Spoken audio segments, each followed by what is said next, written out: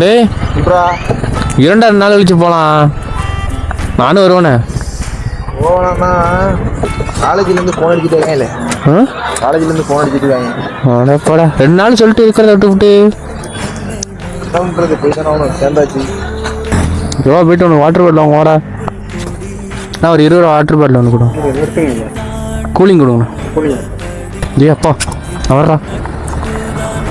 இப்போ என்ன கதை நான் போட்டா கொண்டாடுற விளாட்றியா? எப்படி திங்கிறது? வீடியோ இதெல்லாம் பண்ணுறேன்.